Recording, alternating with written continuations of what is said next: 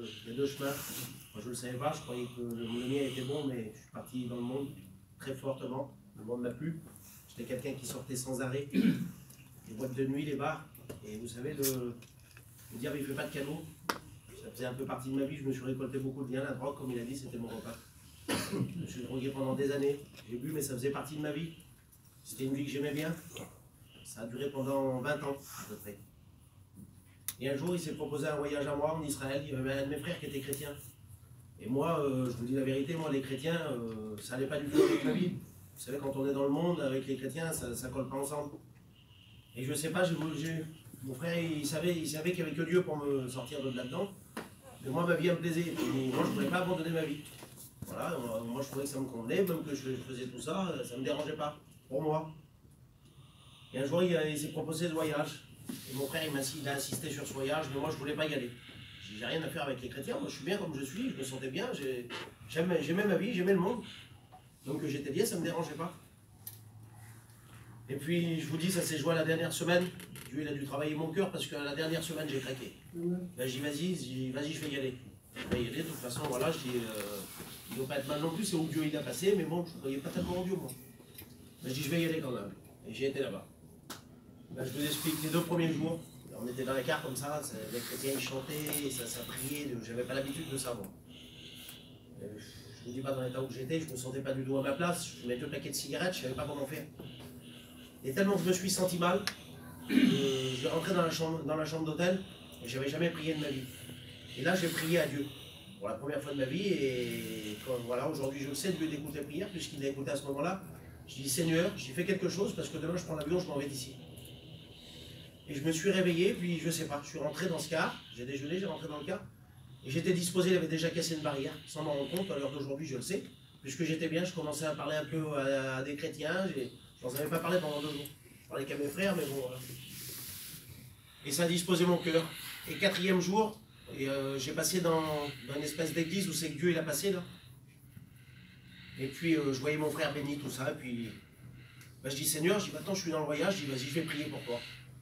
Et là j'ai fait une prière, je dis Seigneur montre-moi vraiment si tu es vivant, voilà, je dis fais-moi voir si tu es vivant. Et là j'ai senti une présence de Dieu qui m'a tombé dessus. Alléluia. Et là je vous dis, quand vous connaissez là on est obligé de voir que ça vient de Dieu parce que j'ai commencé à trembler, à pleurer. J'avais jamais versé une larme de ma vie. Et je vous dis, moi j'étais un garçon qui ne pleurait pas, ça m'a fait un peu honte. Et je les ai laissés partir. Et là, je me suis posé une question. J'ai dit, Dieu, il est vivant. Mais bon, pour moi, ça a abandonné ma vie que j'avais. C'était impossible, j'étais trop lié. Et j'avais pas envie non plus. Directement, alors le diable, il venait. Voilà, ça fait 20 ans que tu fais ta vie. Comment tu vas faire pour faire ça? Tu ne pourras jamais être là. J'ai marché dedans, je marchais dedans à chaque fois. Et puis, si vous voulez, les serviteurs, ils prêchaient, ils me dévoilaient ma vie. Mais moi, je ne le disais pas. Et puis, Dieu, il m'a tendu la main pendant une semaine dans ce voyage 10 jours. Il me parlait vraiment, c'était incroyable. Ça. Mais bon, pour moi, c'était impossible. Pour moi, ce que je ne savais pas, c'est que Dieu, lui, quand il agit, il la change la vie. Alléluia. Et si vous voulez, je me suis fait avoir par le diable. Je n'ai pas voulu abandonner ma vie. J'ai vu mes frères délivrés. J'étais des cigarettes devant moi, je croyais qu'ils se forçaient, moi. Mais ils étaient délivrés devant moi et moi, je ne croyais pas, ils m'aveuglaient. Et j'ai fini le voyage, bien sûr, je me suis fait avoir. Mais ça qui a, Dieu est beaucoup plus puissant puisqu'il m'a attendu le lendemain ici. Il avait déjà brisé tous les barrières là-bas en Israël. Et moi, quand je suis arrivé chez moi, première chose que j'ai pensé, j'ai appelé tous mes copains, mes copines, j'ai dit on va faire une sortie à Cannes, tout le monde m'attendait pour finir. J'étais chercher tous les liens que j'avais, bien sûr, je m'avais préparé. J'ai dit là maintenant, je rattrape le temps perdu. Ça fait 10 jours que je suis parti là-bas, là je dis, moi j'étais un garçon qui avait plus de faim, je connais un peu tout le monde ici. Je dis là, je ne rentre pas pendant 2 jours, je vais faire toute la virée que j'ai l'habitude. Mais Dieu n'a pas permis, parce qu'à 8 h du soir, il y avait mes frères, ils m'ont rangé pour aller à cette réunion. Puis je ne voulais pas du tout y aller. Je dis c'est bon, ça fait 10 jours que je suis avec les chrétiens, je dis j'ai pas que ça à faire. Hein. Aussi, moi maintenant c'est bon, je vous ai fait plaisir, j'ai été à ce voyage-là. Maintenant je repars dans ma vie. Et puis je ne sais pas, dans mon cœur ça me disait vas-y une dernière fois. Et là, je me suis dit, je dis Seigneur, je dis j'y vais une dernière fois, je dis si tu ne fais pas quelque chose, je dis plus jamais de ma vie je mettrai un pied là-dedans. Et là il a écouté cette prière-là. J'étais à la réunion, je me suis mis devant, j'étais en train de réfléchir, je dis je vais aller là-bas, l'autre il m'a appelé, je vais faire ça, ça, ça. Et j'ai rien écouté. Il y a venu le moment de la prière, ben, je dis Seigneur, je dis vas-y, j'ai juste dit ça dans ma tête. Je dis Seigneur, je te prie une dernière fois, fais voir vraiment si tu es vivant, fais quelque chose pour moi parce que c'est terminé. Je dis écoute cette prière. Et là quand j'ai dit ça, il y a une fille, elle s'est levée à 2-3 mètres derrière moi, elle a dit une prophétie, elle a dit là je l'écoutais ta prière. Maintenant c'est aujourd'hui ton jour, tu vas être délivré, c'est aujourd'hui ton jour, ta vie elle va changer, tes liens ils vont tomber et tu seras mon enfant maintenant. Et là, j'ai senti une onction. Et ça disait, lève ta main, c'est ta délivrance, lève ta main. Et je vous dis, quand ça fait une prophétie, moi je ne connaissais pas. Je sentais ça, mon cœur est bouillonné. Je dis, Seigneur, je le fais pour toi. J'ai fait l'acte d'obéissance. Alors d'aujourd'hui, je le sais, mais j'ai obéi à Dieu, j'ai levé la main. Amen.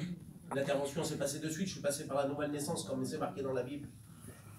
Je suis sorti, je n'ai plus parlé à personne, je n'ai même pas pu parler à mon frère. Le seul truc que j'ai pu dire, ramène-moi, j'ai monté dans le dos. Et là, le Seigneur, il me faisait voir que je passais par la nouvelle naissance, il me faisait voir que je vivais dans un état de péché. Je ne savais même pas, moi. Et je m'avais repenti, je suis passé par la nouvelle naissance, bien sûr. Ils m'attendent toujours pour sortir. Je n'ai plus jamais ressorti. Les liens, je les ai pris, je les ai jetés par la fenêtre. Alléluia. J'ai été délivré de suite. Bien sûr, après, Dieu, il change les vies. Alors, 15 jours après, je me suis baptisé, ma vie, elle avait changé. Et puis aujourd'hui, voilà, je fais de mon mieux, je suis le Seigneur, il m'a baptisé du Saint-Esprit. Et ce que j'ai fait dans le monde, je veux le récolter en Dieu. Et ça, c'est bon. Alléluia.